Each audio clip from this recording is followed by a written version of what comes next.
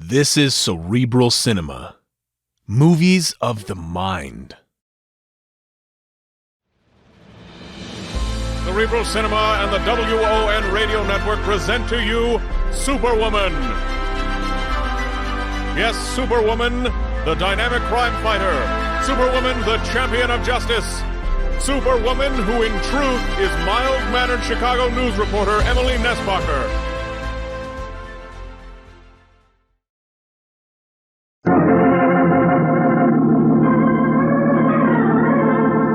We take you now to Cairo and the Cafe Tambourine for a world of adventure with Rocky Jordan.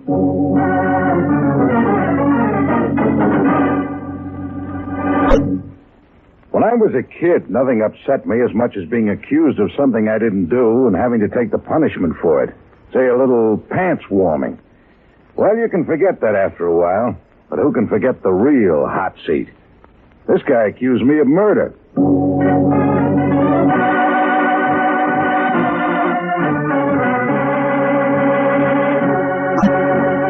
Cafe Tambourine, crowded with tourists, camel drivers, women, cheats, forgotten men down on their luck, the lonely and the lost. For this is Cairo, gateway to the ancient East, where modern adventure and intrigue unfold against a backdrop of antiquity. Tonight's Rocky Jordan story, The Loomis Affair.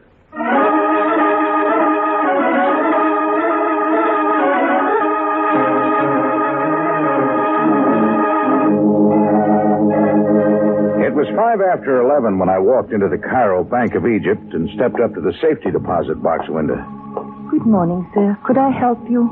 I'd like to get into my safety deposit box. Of course. You fill out this slip, please. A moment later, I'd given her my key. She had taken hers, and we stepped into the vault. Then she handed me my box. Booth 1 is empty, sir. Thank you. I'll be out here when you finish.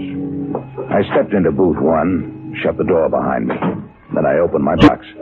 I'd come to check some insurance papers. It didn't take me long to find out what I'd come for. A few minutes later, I closed my box and was just getting ready to step out of the booth when something stopped me. I listened. It sounded like a low cry of pain, maybe, or like a cough that got caught in the throat. Whatever it was sounded unnatural. I listened again. All I heard was assorted sounds of the bank, and soon all the sounds confused me, and I wasn't sure whether I'd heard what I thought I had at all. I listened some more, then gave it up as a trick of my imagination. I turned my safety deposit box over to the girl. She put it away, and I left the bank to go about my business.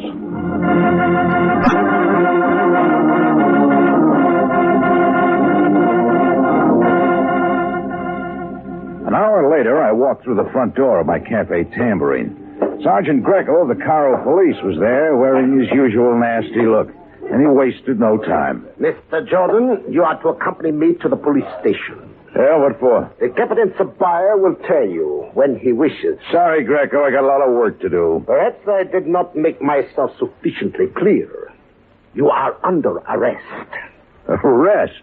I would like nothing better than a show of resistance on your part, Mr. Jordan. You know, evolution got mixed up with you, Greco.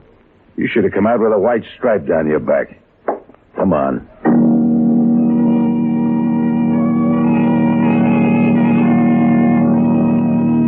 10 minutes later, we walked into the office of Captain Sam Sabaya.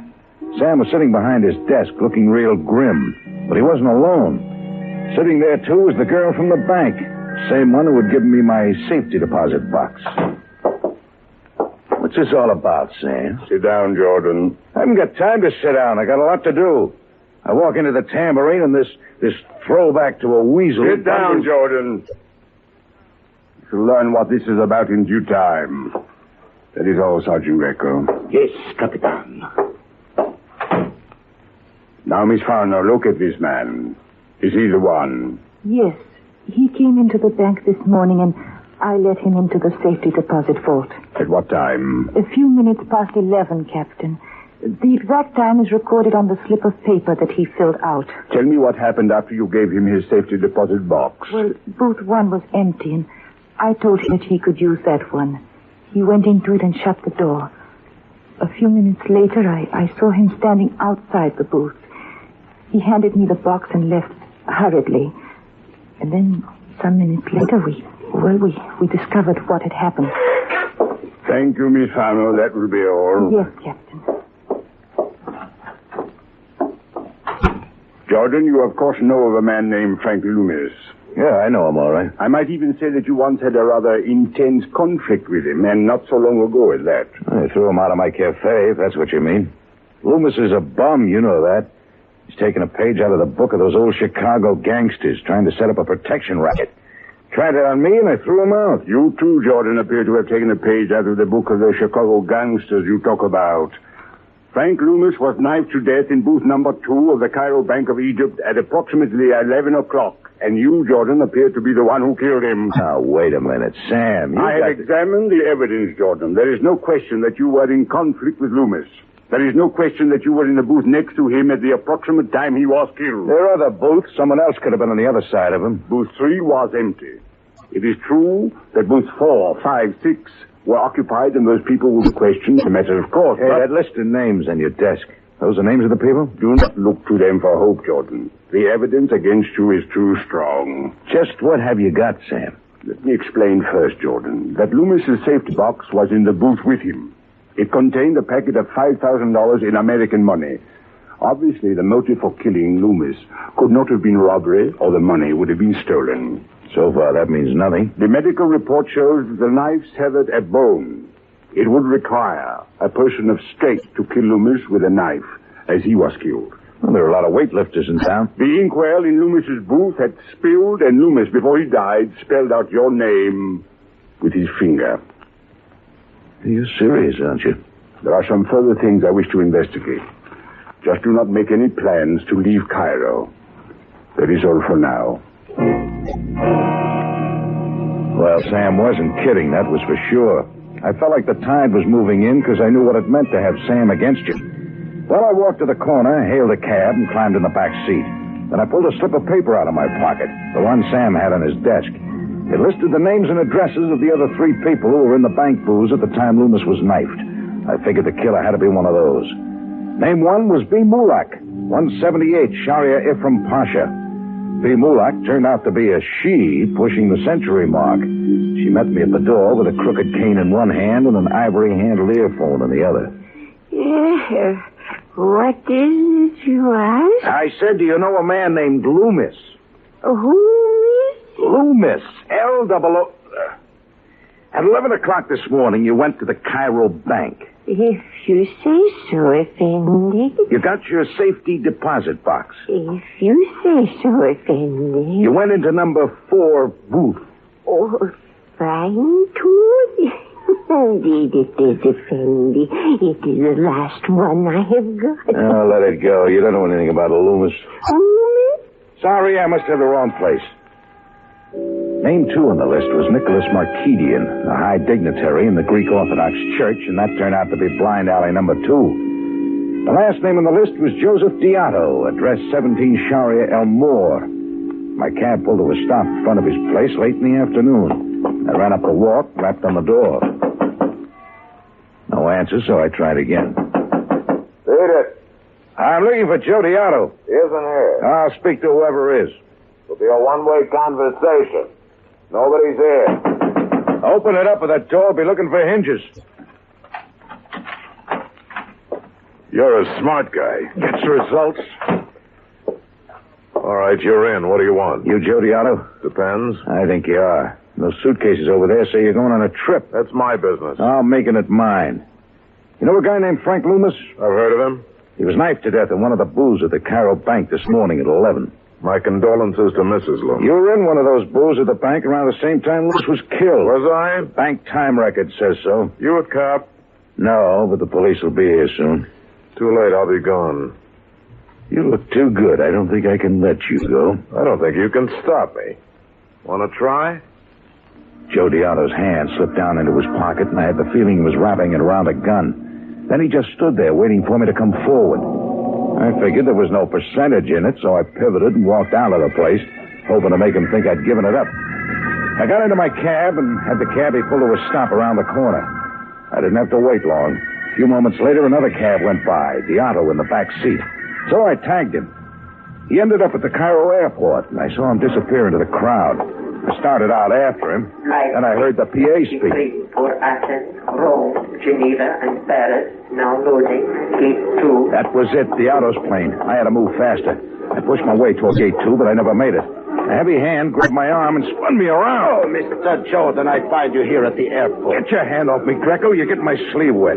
You, Mr. Jordan, are in no position to tell me what to do. I find you at the Cairo airport preparing to take flight from the city. Flight? Hey, wait a minute. You got this wrong. I have not got it wrong, Mr. Jordan. You were told by the Captain Sabaya not to leave the city. Yet I find you at the airport preparing to board that plane for another country. But what other action were we to expect from a murderer? Joe Diato's getting on that plane. He's the one that's skipping. He's Loomis's murderer. Fabrication, Mr. Jordan? I'm afraid you will not be able to talk your way out of this. Oh, your head gets fatter all the time, Greco. I tell you, Diato's getting on that plane. We have positive proof of your guilt in the Loomis affair, and we are sure of your motive. Remember the packet of $5,000 in American money found in Mr. Loomis' safety deposit box? Sure. We have now found a packet of $15,000 in American money with Frank Loomis' stamp on it. Loomis money, stolen from his safety deposit box. And you know where we found the $15,000? In your safety deposit box. What? There is no question about it. You killed Loomis and robbed him. Do one thing for me, Greco. Stop that plane, get the auto off it, and question him before it's too late. Well, it appears we are too late to take Mr. Diato off that plane. But it doesn't seem to matter much, does it? We have our man anyway. Come along, Mr. Jordan.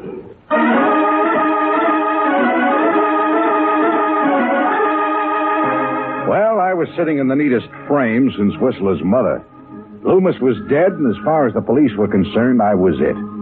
I was in the bank booths at the time Loomis was knifed. He wrote my name on the blotter before he died.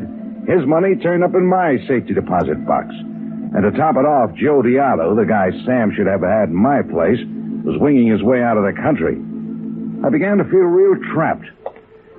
Greco nudged me toward where his car was parked. He figured he was going to get himself a medal taking me in.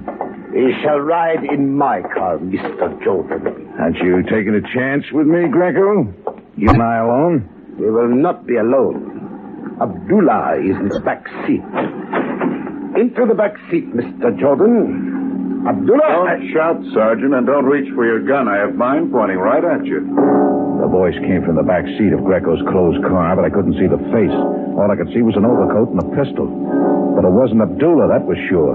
He was folded up on the floor, and there was a lump behind his ear. Get the sergeant's gun and police whistle, Jordan. What is the meaning of this? I want Jordan. Well, you'd have to get in line. I am in line.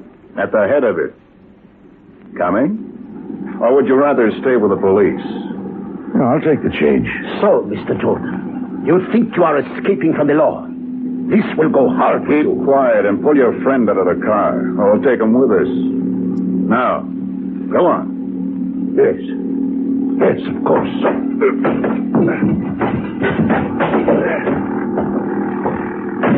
All right, Jordan, you drive.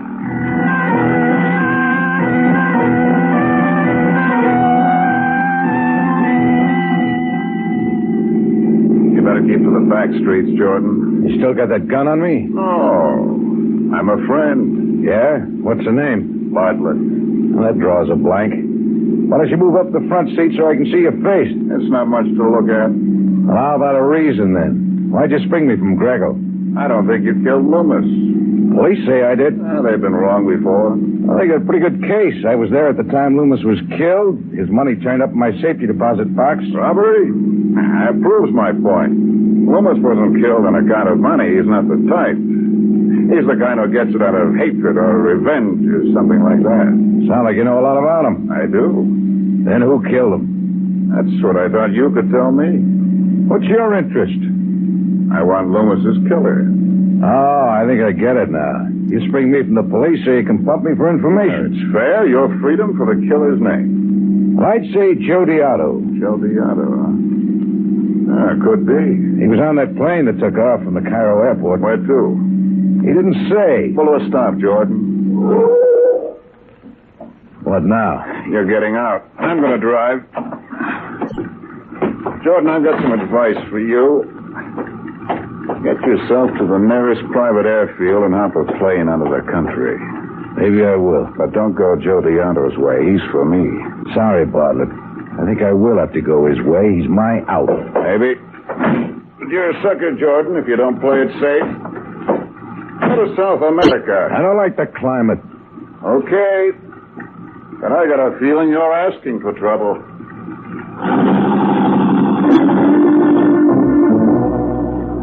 Bartlett ground the car into gear and took off. He could talk the way he did. It was easy. He wasn't up for murder. I was, and I wanted off the hook, and Joe Diato was my out.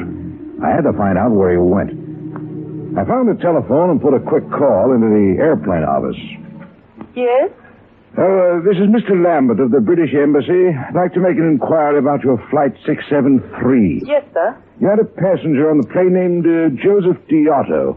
Could you tell me his destination, please? Official business. 1 moment, please. Mr. Lambert, Yes. Mr. Diato had purchased a ticket for Rome, but he's not on the plane. What? He turned in his ticket at the last minute. As far as we know, he never left the city. This was cockeyed. Diato had made a beeline to get out of Cairo, and it turned out he hadn't left at all. Well, I still had a chance. The problem was to find him. I went back to the airport and spent a lot of time talking to cab drivers. 40 minutes later, I hit the jackpot. Oh, yes, Effendi. I very well recall a man of the description, that Mr. Diato. Where'd you take him? I took the gentleman you referred to police headquarters downtown. Police headquarters. You sure? Oh, yes, Effendi. I am absolutely positive. Where's the nearest phone? There is a public telephone over there, Effendi. Thanks.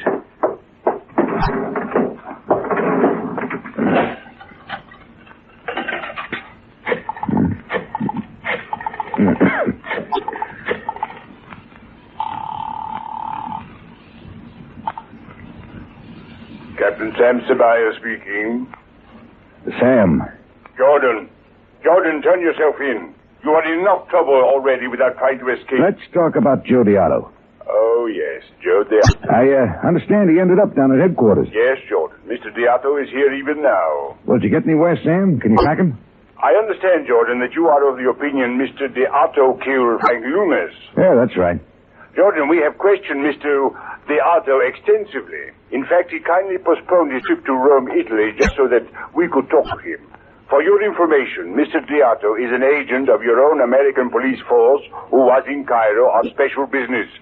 He was cleared by the Egyptian government's Department of Security and is in no way connected with the killing of Frank Loomis. Now, wait a minute. There must be some mistake. There is no possibility of mistake, Jordan. Now, I suggest you turn yourself in since you cannot escape responsibility for Loomis's death. Sorry, Sam. No can do. There must be another answer someplace. There had to be an answer. Someone killed Loomis. Someone somehow put his money in my safety deposit box. And suddenly it hit me. There was someone else at the bank booths. Someone who I hadn't even thought about. I was still in the phone booth, so I picked up the phone book, threw it open to the F's, and got an address on Shariaro Car.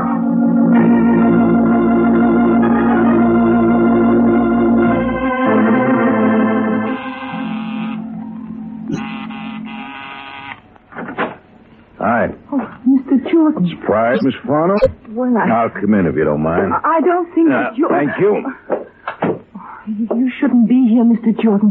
The police are looking for you. I heard it on the radio. I can't think of a better place to be, Miss Farnham. I don't know what you mean, Mr. Jordan. I didn't kill Frank Loomis. Well, the police say that you did. I don't know. I just told them what I knew about But it. you didn't tell them all, Miss Farnham. What? Look at it my way. I know I didn't kill Loomis. Someone else did, and so I check on all the other people in the booths. One by one, they get ruled out.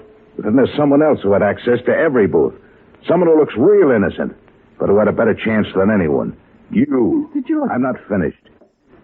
Loomis's money turned up in my safety deposit box. Aside from me, you were the only one even near my box. I gave it to you with my key to lock it up. All I had to do was turn away for a few minutes, and you could have slipped the money into the box. When the police open it, they could easily assume I killed Loomis for the money. That will be a little difficult to prove, Mr. Jordan. Yeah, I wonder. If the police run a close fingerprint check on the packet of stolen money, I wouldn't be surprised if they found out that you handled it. I don't know that will mean anything. Don't bet on it, sister. All the police needs a little crack like that, and they'll drag out the whole true story. What was the Loomis killing all about? It wasn't robbery. What was it? Frank Loomis was an awful man, Mr. Jordan. Yeah, that's right. He was a crook, con man, all around no good. And a blackmailer. Yeah, it figured to be something like that. Tell me what happened at the bank that you didn't tell Sabaya. Well, I put the money in your safety deposit box, as you said. But the killing... Well, while you were in booth 1, Frank Loomis was in booth 2. I went in and I knifed him. That's all. You sure? Yes. Yes, I killed Frank Loomis.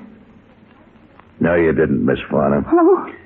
The medical report said the knife severed a bone. Sam said a person of strength killed Loomis.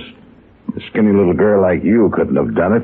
It was a man. No, Mr. Jordan, it was not a man. I didn't... Who's in the next room, Miss Farnham? The next There's room. pipe ashes in the tray. Or are you the type? I told her you were heading for trouble, Jordan. Bartlett. Well, I guess it figured. Don't get rash, Jordan. This gun might go off. Why'd you kill Loomis? Alice told you. He was a blackmailer. Only he was blackmailing you, not us. I ran a lumber business. My books once took a little fixing. Tax evasion stuff. Loomis got a hold of them and pressed me. Oh, it clears up now. You had them in his safety deposit box at the bank. You had to get to them, so you played up to Alice and set up a robbery scheme. No, he didn't play up to me, Mr. Jordan. We were going to be married. You got the ceremonies mixed. It's a hanging, not a wedding. You're both wrong.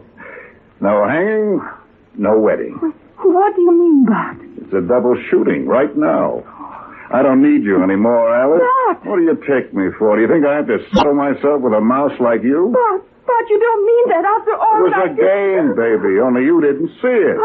Bart, those things you said to me, those evenings at the hotel, Bart. Well, that started her off, and as she spoke, she got a savage look in her eye and moved closer to him. Soon she had him so worried, he took his eyes off me. That was all I needed. I took a quick step and grabbed his gun arm. I tried to yank away, but I wouldn't give. So his other hand reached down to pick up a cigarette tray and made for my head, but my foot was faster. It lashed out his shin, and he howled. I didn't wait for the pain to die down before I buried a fist into his stomach, and another one full into his face. He pulled it up on the carpet, and he was through. I picked up the gun. Hey, telephone operator will connect you with Captain Sabaya at headquarters, Miss Farnham. Yes. Mr. Jordan. Yeah? What will happen to me? I don't know. We'll have to go downtown to headquarters. Still a few things that need clearing up. Now go on, put in the call. We'll talk about you later.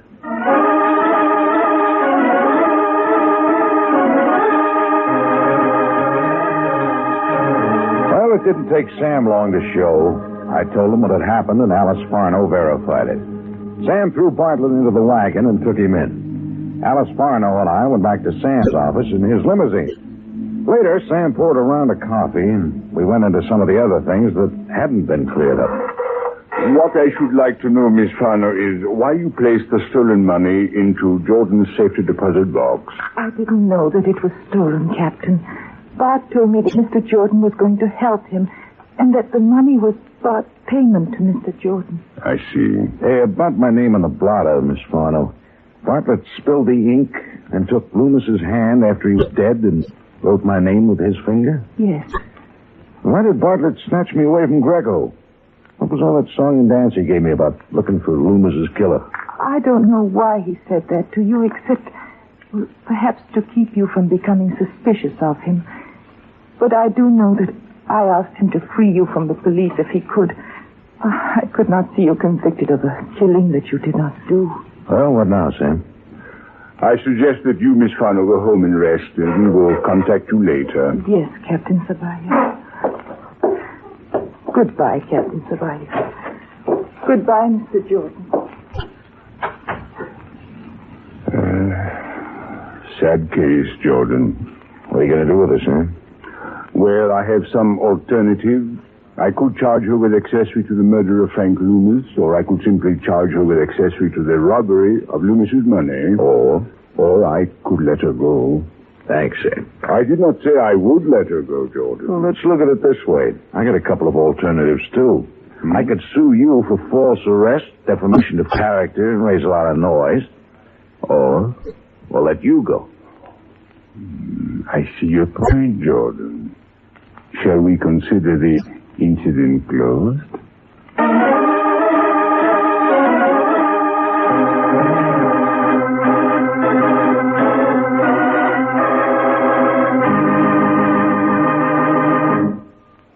This is Rocky Jordan again. Next week, I'll tell you what happened to me in the little town of Zakazi.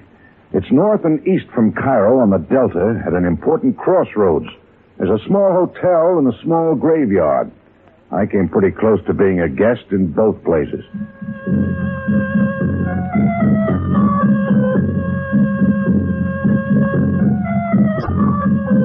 Rocky Jordan, starring Jack Moyles with Jay Novello, is presented each week through the worldwide facilities of the United States Armed Forces Radio and Television Service.